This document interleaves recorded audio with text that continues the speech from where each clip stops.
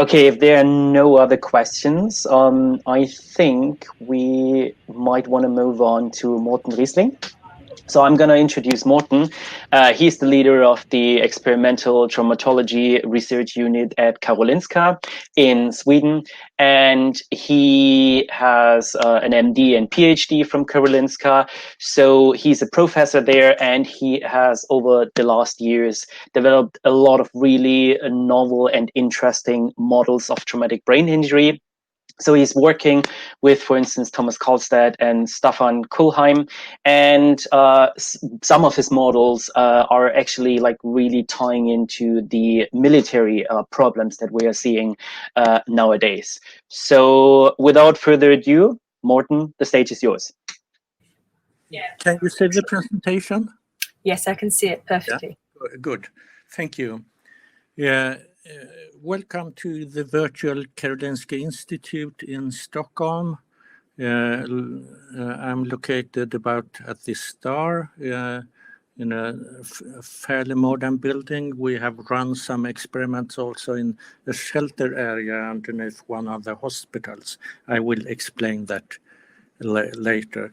We are interested in traumatic brain injuries, and as Cornelius said, with some aspects of military neurotrauma, that means that we have a rapid transfer of a lot of energy. Military trauma is extreme in this context, and it's probably important to identify the mechanisms of the trauma. What we have been studying mostly is the primary injury. But as you know, we have secondary lesions that come later on, dealing with what you just heard, inflammation and things like that.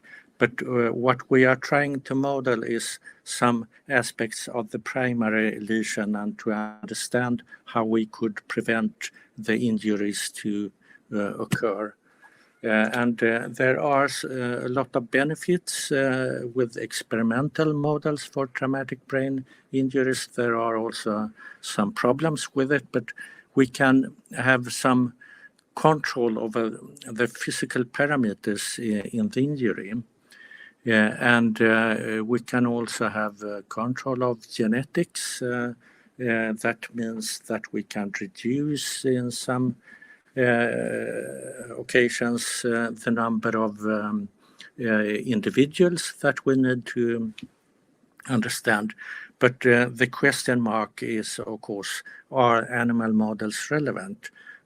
So we have some translation problems to human life situations. We have a lot of differences in anatomy and lifespan between rodents and humans. But we can also say that although the brain is much smaller, the cells have a similar shape and function, and that can make it more relevant, of course. But we should keep in mind the gap between real-life situations and the experimental models. And we also like to say that experimental models need to be validated and verified. And what is important is that the model should replicate the type of pathology that we are aiming to study. We don't need to have the exactly same situation. We don't need to have military trauma for the rodents, but the models need to replicate pathologies that are important. And in real life, traumatic brain injuries are usually very complex, composed of a number of different mechanisms. We can have focal impacts, we can have acceleration injuries, rotational acceleration, we can have global pressure waves crossing through the brain. And we have been working some time with defining models that can help us to dissect the different mechanisms. And one example that is important for us is what happens during a detonation of an explosive. And that type of injury is usually divided into different mechanisms. We can talk about the primary blast injury, which is a pressure wave that crosses through the brain. We can have the secondary blast injury, which can be a focal impact. We can have tertiary blast injuries that result, for example, from rotational acceleration, and also some more exotic things like we can have heat, gas, even electromagnetic pulses have been discussed. And how to translate this into the rodent situation, let's see. I will start with a very old experimental model that was created in the 50s, and we still use that. I was born in the 50s, but at that time we had Carl-Johan Clementsson, who constructed a tube, a metallic tube, where he could detonate an explosive in the tip of the tube and expose research animals at some distance from the detonation. And he published, for example, in Nature. So it's an old model, and we still use it, but we have combined now with some body protection, and also we have the possibility to combine with pressure recordings, high-speed videos, to understand the physical loading a bit better.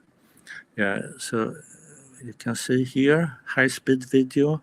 It looks very drastic. And we can also record to see that acceleration is slow compared to some other models. So this is what we refer to as a primary blast resulting from a pressure wave, and we have support here from the head. We have body protection here to limit the loading from the thorax and abdomen. And what we actually see is what we didn't expect. We have no detected cell death or axonal pathology.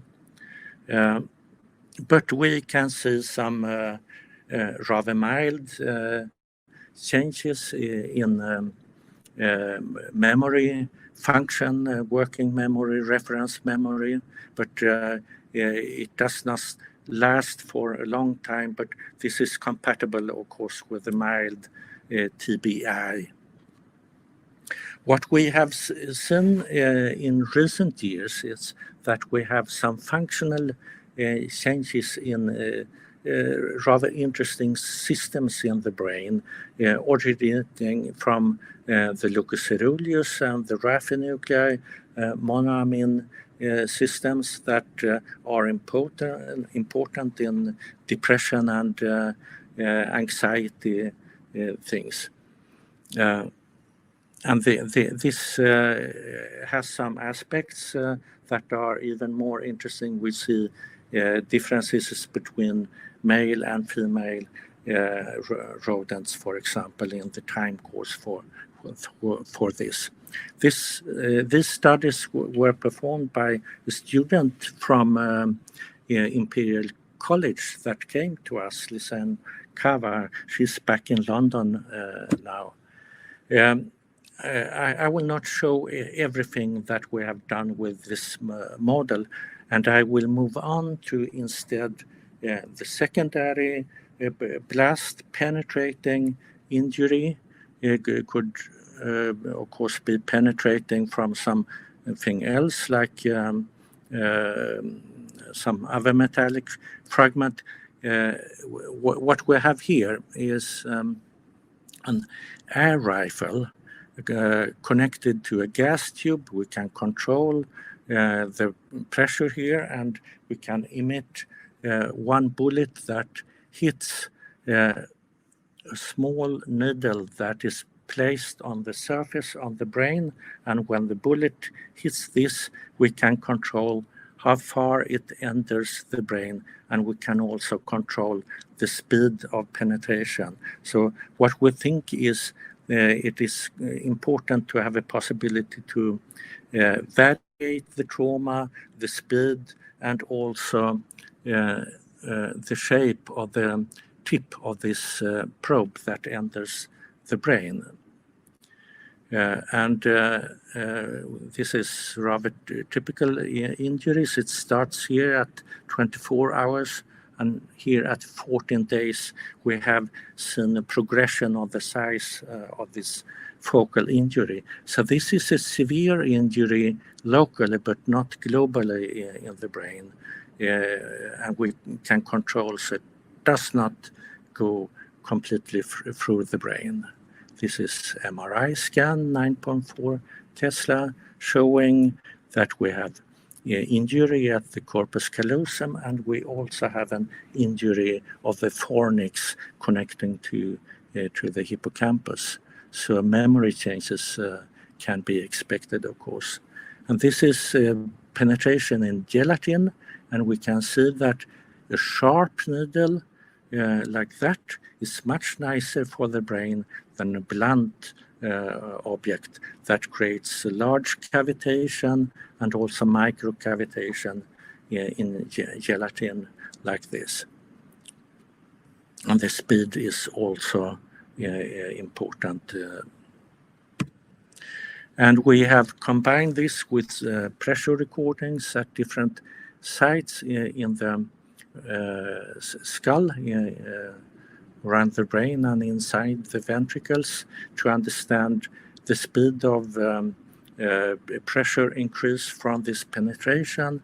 And we can see that, in fact, the propagation has a very similar time frame from what we could see with the explosive that we had in the Clemenson blast tube.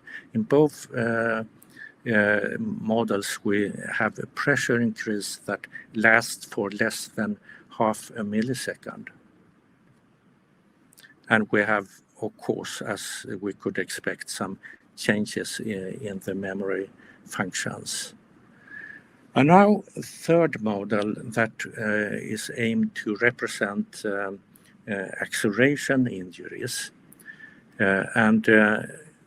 This is a side view of a rat mounted in a holder, and we have metallic plate glued on the skull bone, and from an air rifle rather similar to the one we used for the penetrating injury, we emit a bullet that hits a metallic arm connected to this helmet, and that creates a rotational injury like that in a sagittal rotation, and this is assumed to create tensile forces in the white matter and to introduce diffuse axonal injuries. Here we have used APP staining to visualize the damaged axons. And here we have the acceleration, which we also can variate, and higher acceleration creates more injury.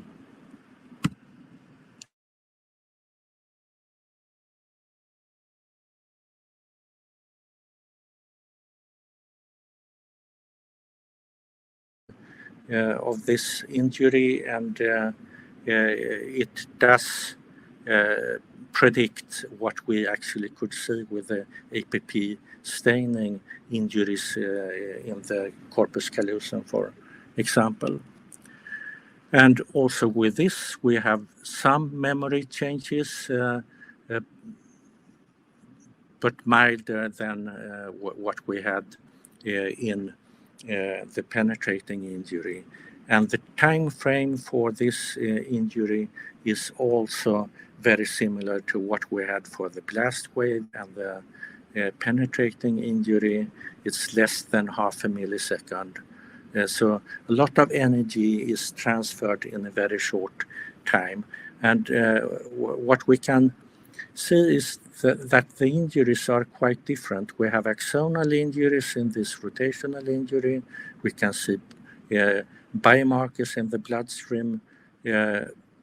We don't have scarring. We don't have so much inflammation, not in the acute stage, but maybe later on relating to the degradation of injured axons. And to compare to the more severe penetrating injury where we also have axonal injuries, a lot of cell death, we have edema, and of course biomarkers that enter the bloodstream much faster than from the rotational injury. And from the blast injury, primary blast injury, we had these changes in the monoamine systems that we are working with for the other models also. And we have performed gene expression arrays, some biomarkers in the blood, compared the different injuries. And what I maybe need to say that we have some obvious limitations in the models. The blast tube is very short, and we have a short duration of the primary peak compared to some other blast models. Very simple waveform does not represent what could happen inside the building, where you have a lot of complex reflections from the walls and so. The penetrating injury, we need to understand that this is a severe injury for some fiber tracts, and that depending on where the penetration is affects, or of course, the different functions of the brain. And the rotational injury, one limitation is that this model is very time consuming. The preparation for the experiment with gluing the metallic plate and so is difficult. We also need rather large rodents, male rats. Even adult females can be difficult in this model since the skull bone is a bit thinner in the females. And this is not realistic in mice. We can use the penetrating injury, we could use the blast, primary blast tube for mice, but not this rotational injury. The skull bone would not stand for this. We also have some problems in translation. As I pointed out, some of the models are rather mild and in terms of function, but we have some classical aspects of mild TBI in humans that we cannot easily translate between the animal model and the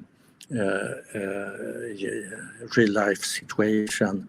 But what we are working with is now introducing sensors and telemetric supervision of the animals to record in awake animals movements, activity, and we can also have natural sleep and look for changes in sleep pattern and changes in the EEG, the different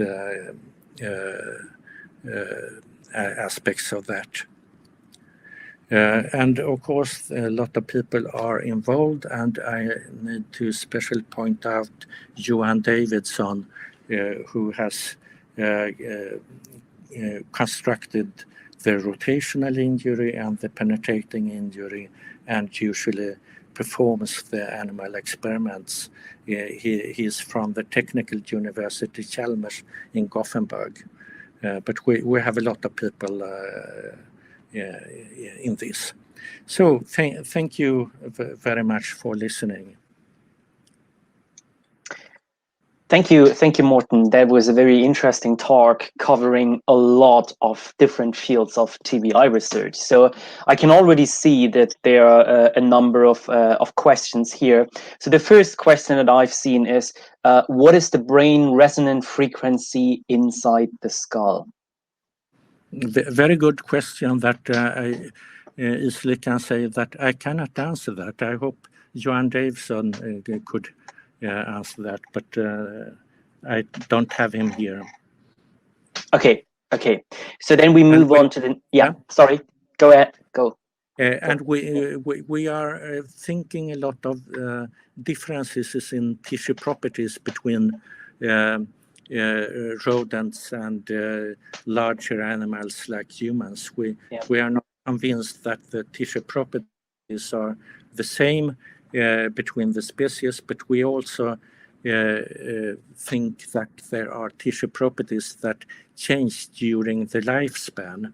And we have seen that in older rodents we get a slightly different pattern of the axonal injuries in different areas, and think that this results to a slightly stiffer brain. Yeah, I guess that is like an issue, especially if you want to translate your work to humans, that most of the animal work is done in rather young adults, right? And not all the TBI cases are young adults. So yes. Right. And another question is, can you expand on the sex differences in raphenuclei after blast? Yeah, it's a difference in the pattern and also the time frame. So we have slightly larger changes in the females than in the males, and they last for a longer time. But the pattern is slightly different between the serotonin system and the noradrenaline system. Okay. That reflects probably also the effect of sex steroids and all that. So there's another question. There's a question of whether you have analyzed the microglia and or the astrocyte activation in the in the blast models. We have, but I would not say that we have analyzed every aspect of it. But we are still working actually. Okay, and then there's a technical question, which I think is like a more general question about TBI research. What are the methods of anesthesia and pain relief, and how do you think it impacts the tissue reaction development? Would a non-anesthetized animal develop a more severe reaction? I would assume that, especially for the monoamine systems, but it would probably also affect blood flow and a lot of different aspects of the TBI. Yeah, I think that's the general problem everybody who does animal work has to deal with, that at least in the UK, I don't know about Sweden, but I would presume it's similar to the UK, that you cannot really have a severe model that goes without any anesthesia or pain relief, right? So in that aspect, the US might be a little bit ahead of us. So if we don't have any other questions, I can only thank all the speakers for keeping to the time, the interesting talks, really showing the broad aspects of animal work in TBI, and of course the audience for asking questions. And if there are no other questions, there might be one. Okay, there is one other question for you, Mårten. How do these models compare to rodents exposed to explosive models in regard to the primary injury? So that's something to see for. So basically the explosives, I'm not sure if that is really different, but yes. Yeah. So what is, Most other models for blast involve compressed gas and rupture of a membrane, and that generates primary pressure wave that is far longer. And in that type of exposure, a lot of cell damage and axonal injuries have been described, and more inflammatory exposure. But this is still a realistic model for open field detonations with real explosives. They generate short, sharp primary wave like this. But we have compared with the overpressure tubes, the reactions in the leucoceruleus and the Raffi nuclei, and they are similar, not in magnitude, but they are similar in pattern. Okay, so just like a concluding thing that is related to that, so would you expect, I mean, there are different types of explosives, right? Depending on how quickly the detonation, I'm not a physicist, so I don't know it happens. So if you would have something of high velocity shock waves, you would probably expect, would you expect more damage or pathology than something that detonates slower and creates less of a pressure wave? I guess that would be it. Yeah. Okay. Right. With this explosive, we have short pressure wave, but a very high pressure at the moment. And in the overpressure constructions, they don't get the same PSI like we do, but they generate still more pathology. And it's assumed that somehow the area under the curve is quite important, and duration might be a problem. Okay. Thank you, Mårten. Thanks to every speaker and the audience. So I think that concludes the animal sessions. So enjoy the rest of the conference, and thank you for your attention. Bye-bye.